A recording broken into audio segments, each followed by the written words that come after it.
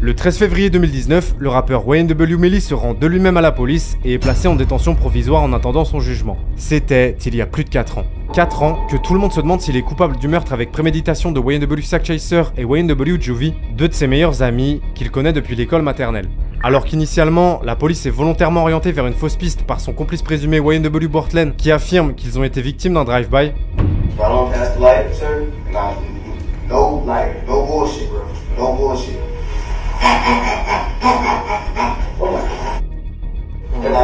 I swerved a little bit, hit the median, but like the car's still rolling, and like I'm still ducking. I'm trying not to be seen, you know what I'm saying? L'enquête menée par les autorités locales révélera une toute autre histoire, bien plus terrifiante. 2 men are in jail this morning, including an up-and-coming Florida rapper. Both men are charged in a double murder. Police are saying the two staged a crime scene to make it look like a drive-by shooting. The projectile coming in, exiting through the top of the skull. He's backing up. He gets shot, and then looks down or somehow looks at his thumb and gets shot.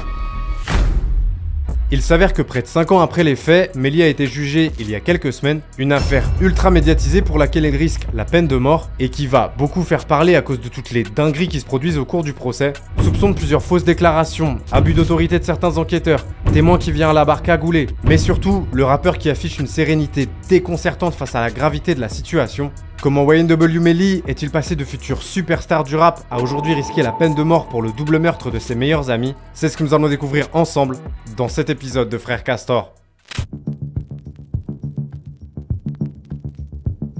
Dans la nuit du 26 octobre 2018, plusieurs membres du collectif YNW, accompagnés par d'autres potes, sont en session studio à Fort Lauderdale, en Floride. Et aux alentours de 3h20 du matin, ils décident de rentrer chez eux. Le groupe se sépare dans 2 voitures différentes, dont l'une conduite par Bortlen avec Melly, Sackchaser et Juvie comme passagers. C'est la dernière fois que YNW Sackchaser et YNW Juvie seront aperçus vivants, puisqu'un peu plus d'1 heure plus tard, YNW Bortlen débarque aux urgences en panique pour demander de l'aide. Selon ses dires, ils viennent de se faire rafaler par un autre véhicule à quelques kilomètres de là, et les corps de ses amis Sackchaser et Juvie sont toujours dans la voiture criblée de balles, garée devant l'entrée de l'hôpital. YNW Melly, quant à lui, s'est volatilisé. 3 people showed up here at the emergency room around 4 o'clock this morning with gunshot wounds. What they don't know is where the shooting actually happened.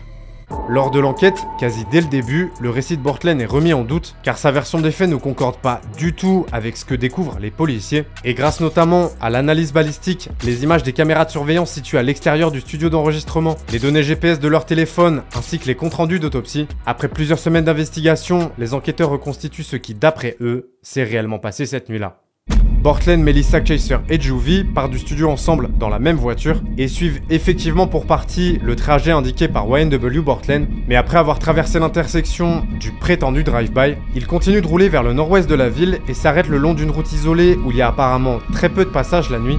C'est là que YNW Melly aurait abattu YNW Sackchaser et YNW Juvie avant de rafaler lui-même le côté droit du véhicule pour faire croire à un drive-by, le tout avec la complicité de Bortlen qui environ une demi-heure plus tard débarque seul aux urgences avec les corps de ses amis pour éviter d'éveiller les soupçons.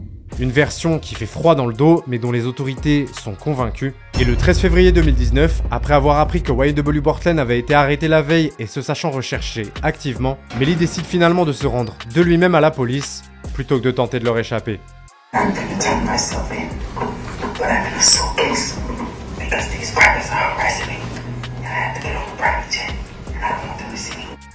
Un choix surprenant pour certains, mais cohérent avec son discours et celui de son équipe, qui depuis le début ne cesse de clamer son innocence. Sauf que, ce qu'il ignore à ce moment-là, c'est que dans cette affaire, s'il est reconnu coupable, sa propre vie est en jeu. Entre le moment où YNW Melly est arrêté et son jugement, il se passe plus de 4 ans, période durant laquelle il est maintenu en détention provisoire. Et après un nombre incalculable de reports et tout un bourbier juridique, le 12 juin 2023, le procès tant attendu débute devant les yeux du monde entier. Pour Melly, l'enjeu est vital, puisque l'État de Floride, à qui il est opposé, requiert la peine de mort, ce qui signifie qu'il n'y a seulement que 2 issues possibles. Il sera soit innocenté, soit condamné à mort. Sa vie est donc désormais entre les mains des 12 citoyens américains qui composent le jury, et pendant plusieurs semaines, l'accusation et la défense vont se relayer tour à tour à la barre pour tenter de les convaincre. La procureure va notamment s'appuyer sur les incohérences de la version de Bortlen et détailler tous les éléments à charge découverts lors de l'enquête. Elle montrera aussi plusieurs conversations personnelles de Wayne W. Melly, dont une dans laquelle il semble avouer sa culpabilité. This individual is reaching out, asking if Mr. Demons is good, after he's been tagged in multiple social media posts about this driver. And Mr. Demons responds, I did that. Shh. De l'autre côté, ses avocats, eux, vont tout faire pour décrédibiliser l'accusation, en affirmant que l'enquête a été bâclée et que les autorités tentent de faire condamner Melly par tous les moyens possibles. Une des témoins appelée par la procureure va d'ailleurs déclarer lors de son contre-interrogatoire qu'elle se sent menacée par cette dernière. When you first took the stand, you said, I feel threatened. Yes, sir, I do. Who do you feel threatened by? Objection, Your Honor. Overruled. Christine Bradley, the prosecutor's office. This prosecutor. Yes, I do. Thank you. La défense frappe également un grand coup lorsqu'un des enquêteurs en charge de l'affaire admet avoir menacé des témoins potentiels de les envoyer en prison ou de les expulser du pays s'ils ne coopéraient pas. Did you, as a trained investigator, threaten Jameson Francois to be deported to Haiti? Yes, sir. Do you think threatening a witness who tells you something that you don't like really gets to the truth? Et malgré le fait que l'ensemble des preuves circonstancielles apportées par l'enquête forment un récit cohérent qui tient la route, l'accusation manque tout de même cruellement de plusieurs éléments clés, à savoir qu'il n'y a pas de témoin direct ni d'arme du crime, et surtout une question capitale persiste. Pourquoi Wayne W. Melly aurait-il décidé d'assassiner de sang-froid deux de ses meilleurs amis d'enfance? Chose à laquelle la procureure va tenter de répondre en mettant en avant des tensions qui auraient existé au sein du collectif YNW, notamment entre Melly et Sack Chaser pour des questions d'argent et de jalousie, ainsi qu'un éventuel lien entre les meurtres et l'affiliation au gang des Bloods de YNW Melly, des explications peu convaincantes sur lesquelles ses avocats vont fortement insister. A young man to wake up one day and decide that he's going to kill two of his best friends that he grew up with, best friends that he hangs out with, best friends who he lives with. They have no reason for why he would do this, because there is no reason. And if after 4 years of investigation, the state comes and says, hey, he killed two of his friends, and you're wondering why, and their answer is, oh, I don't know. That's the first indication that they're just guessing and don't know what they're talking. Et après plusieurs longues semaines durant lesquelles l'accusation et la défense vont se rendre coup pour coup, le procès touche finalement à sa fin et prend une tournure que personne ne soupçonnait. Le 22 juillet 2023, suite à 3 jours de délibération infructueuse, au cours duquel les 12 jurés ne réussissent pas à se mettre d'accord sur la culpabilité ou non de Melly, à savoir que dans l'état de Floride, le verdict doit nécessairement être unanime, le juge chargé de l'affaire est contraint de prononcer l'annulation du procès qui est dans une impasse.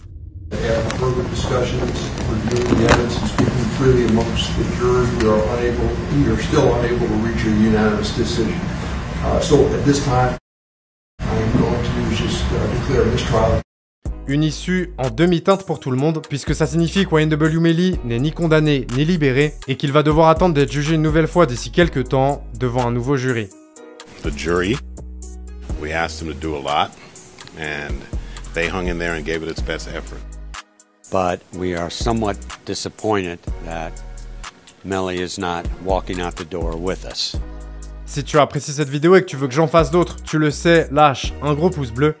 Je t'invite à aller regarder cette vidéo dans laquelle je te raconte comment DaBaby est devenu le rappeur le plus détesté, ou celle-ci qui explique pourquoi XXXTentacion a été brutalement assassiné.